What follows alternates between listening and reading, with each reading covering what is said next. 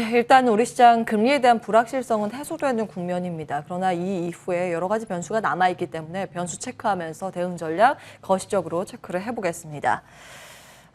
황세훈 상명대 DNA랩 개관연구위원 모셨습니다. 안녕하세요. 네, 안녕하세요. 반갑습니다. 예, 반갑습니다. 저희 이제 한 달에 한 번씩 모시고 투자에 대한 해안을 같이 좀 모색하고 있는데요. 저희 휴직 기간에도 2번이나 나오셨더라고요. 네, 그렇게 됐습니다. 마지막에 뵀을 때는 사실 시장에 대해서 긍정적으로 보셨고 올해 상반기까지는 괜찮습니다라는 견지의 의견이었는데요. 요즘 좀 시각이 변하고 계신 것 같던데요. 네, 일단 이제 9월 달까지는 조정 장세가 계속해서 이어질 가능성을 더 높게 예상하고 있습니다. 지금 가장 중요한 부분은 국내 시장에서 기관과 개인 투자자들이 주가 견인력을 전혀 보여주지 못하고 있는데 당분간은 이런 추세가 이어질 가능성이 높거든요. 이 얘기는 결국은 국내에서 주가 상승이 나타나기 위해서는 외국인들의 귀환이 굉장히 중요한 역할을 할 수밖에 없다. 이렇게 봐야 될 것 같습니다. 외국인들이 계속해서 현재와 같이 순매도세를 이어가는 한은 주가에서 강한 상승 흐름이 나타날 가능성 상당히 제한적이라고 봐야 될 것 같거든요. 자, 그러면 외국인들이 언제쯤이면 귀환할 수 있을까를 조금 예상해 볼 필요성은 있을 것 같고요. 외국인들은 기본적으로 지금 테이퍼링에 대한 구체적인 그 스케줄이 발표되기 전까지는 현재와 같은 그런 굉장히 소극적인 모습 내지는 계속해서 그 유동성을 지금 확보하려는 이런 노력들을 더 강화할 가능성이 더 높아 보인단 말이죠. 지금 테이퍼링의 시작 시점 내지는 스케줄 발표가 중요하다고 보는 이유는 테이퍼링이 시작되는 시점까지는 계속해서 변동성이 확대되고 오히려 그리고 신흥국 시장에서 자금이 빠져나가면서 외국인들도 결국 금융회사들인 거잖아요. 금융회사들의 그런 이제 불확실성 내지는 유동성의 변동성이 높아질 가능성이 높아진단 말이에요. 이런 것들은 결국은 외국인들이 추가적으로 테이퍼링에 대한 효과 내지는 그런 결과들이 조금 가시화되는 시점까지는 계속해서 유동성을 확보하고 현금을 쥐고 있으려는 이런 이제 유인들로 작용할 수밖에 없단 말이죠. 그렇기 때문에 스케줄이 구체적으로 발표되기 전까지는 외국인들이 국내 시장으로 뚜렷하게 자금을 유입시키는 모습이 관찰되기가 상당히 어려울 것 같다라고 예상을 해야 되는 거고요. 그렇다면 당분간은 이렇게 조금 지지부진한, 조금 재미없는 이런 장세들이 계속해서 이어질 가능성이 높다 이렇게 예상해 볼 수가 있는 것이죠. 따라서 테이퍼링의 스케줄, 지금 잭슨홀 미팅에서는 연내 테이퍼링을 시작할 가능성을 상당히 강하게 시사했다 이렇게 평가를 해야겠죠. 물론 기준금리 인상 시점은 내년 연말 근처 정도는 돼야 기준금리 인상이 가능하지 않을까 이렇게 봐야 되지만 테이퍼링에 대한 스케줄은 일단 올해 시작하는 걸로 지금 거의 이제 확정 기정사실화 시키고 있다 이렇게 해석을 해야 될 것 같고요. 그렇다면 테이퍼링이 시작되는 것은 오히려 국내에서는 좋은 신호일 수도 있습니다. 불확실성이 해소되면서 오히려 외국인들이 귀환할 수 있는 오히려 계기로 작용할 수가 있는 거거든요. 따라서 이런 부분에 있어서는 조금 긍정적으로 조금 평가를 해볼 수가 있을 것 같고요. 따라서 9월까지는 계속해서 이러한 부진한 시장 흐름이 이어질 가능성이 높다. 해외에서는 지금 이제 연내에 기준금리 인상 가능성은 아예 없다. 내년 정도는 돼야 된다라고 보는 거라서 여기에 대해서 조금 환호하는 모습을 보이고 있습니다만 국내에서는 한은이 이미 기준금리 인상을 했죠. 이런 부분들까지 감안을 했을 때 9월까지는 조정 장세, 외국인들의 귀환이 본격적으로 이루어지기 어렵고 미국 시장은 다소 강세로 갈 가능성을 배제할 수는 없습니다만 국내 시장은 계속해서 약간 조금 지지부진한 조정 장세가 이어질 가능성, 디커플링이 계속될 가능성은 오히려 더 높게 예상해 볼 수 있습니다. 예. 출연하시는 분들이 입을 모아서 디커플링 말씀을 하시네요. 탈동조화. 미국이 강하더라도 우리가 따라가는 게 아니라 좀 다른 흐름을 나타낼 가능성이 높기 때문에 9월 한 달간은 이런 불확실성 모멘텀을 소화하는 과정이 우리나라가 필요하다라고 말씀을 주셨고 잭슨홀 미팅에서 파월 의장이 일종의 수도꼭지를 조이는 테이퍼링 깜빡이는 넣어줬는데 일단 테이퍼링 구체적으로 딱 시작해야 우리는 불확실성이 거쳐서 그때부터 기대를 해볼 만하다라는 말씀이시니까 그 기간은 연말 정도로 바라보고 있죠. 조금 더 기다리는 쪽으로 말씀을 주시는 것 같습니다. 그럼 그 사이에 뭐 여러 가지 경제 지표도 많이 발표를 앞두고 있어서 어떤 변수들 체크를 해봐야 될까요? 일단 가장 중요한 지표가 고용 지표라고 볼 수가 있습니다. 특히 미국의 고용 지표가 가장 중요하다고 말씀드릴 수가 있을 텐데요.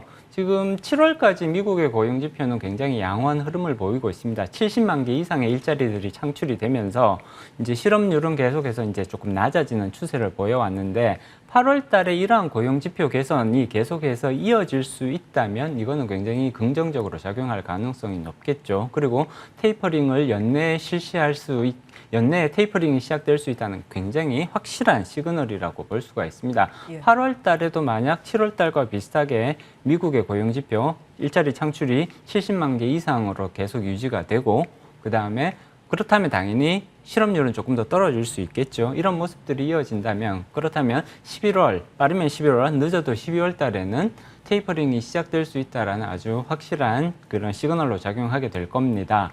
이렇게 테이퍼링이 시작해야 오히려 불확실성이 줄어든다, 최소된다라는 측면에서 국내에서도 긍정적인 효과로 작용할 수 있는 거고요. 그리고 테이퍼링이 시작된다는 얘기는 그만큼 미국 경제의 회복세가 견조하다라는 것을 의미하는 거거든요. 그렇기 때문에 오히려 테이퍼링에 대한 스케줄이 빨리 발표되어 주는 것이 오히려 더 도움이 될 거다. 그리고 여기에 가장 중요한 것은 결국은 미국의 고용 지표가 될 수밖에 없다. 이렇게 말씀드릴 수 있고요.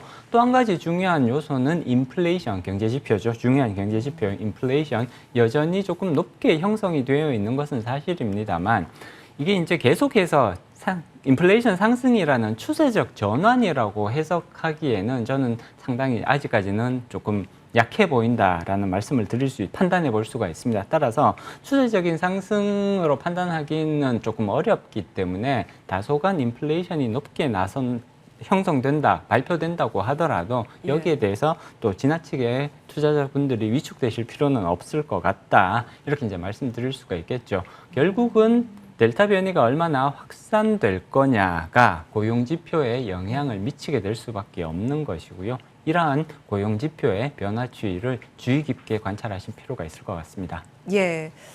사실은 가장 이제 까다로운 부분은 환율인 듯 싶습니다. 정말 많은 전문가, 학자들도 이제 환율의 방향을 맞추기가 쉽지는 않아요. 뭐 워낙 여러 가지 변수가 맞물려 있기 때문에. 근데 지금 말씀 주시는 내용들 종합적으로 보면 테이퍼링을 가고 경기가 좋아지는 쪽으로 맞춰진다면 예측해 볼 수 있는 경로는 달러의 강세이거든요.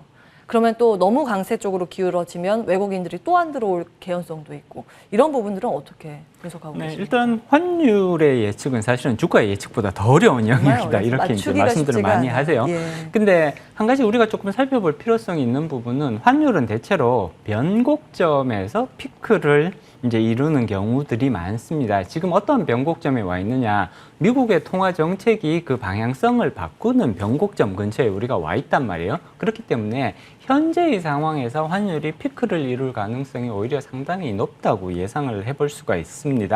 연내 테이퍼링이 시작될 가능성이 매우 높아졌죠. 그리고 이렇게 테이퍼링이 시작된다는 얘기는 미국의 통화 정책이 바뀐다라는 얘기거든요. 그리고 이렇게 바뀌는 시점, 바뀌는 것이 완전히 확정되기 직전 시점에서 보통은 환율이 피크를 이루는 경우들이 많습니다. 이게 어떻게 될지, 유동성이 어떻게 바뀔지 예상하기가 어렵기 때문에 미국의 금융회사들, 글로벌 금융회사들이 일단은 안전자산인 달러를 더 많이 쥐고 있으려는 그런 노력들이 강화되는 거고요. 이런 것들이 결국은 달러 강세가 일어나는 가장 중요한 원인으로 이렇게 평가를 해볼 수가 있습니다. 그렇지만 테이퍼링의 발표 시점이 이제 점점 다가오고 있고 9월 달 정도면 충분히 스케줄이 발표되지 않을까 이렇게 예상을 해볼 수가 있죠. 따라서 테이퍼링에 대한 불확실성은 향후 줄어드는 방향으로 진행될 가능성이 높습니다. 그렇게 된다면 결국은 환율의 상승 압력이 점점 더 약화될 가능성들이 높다는 거고요.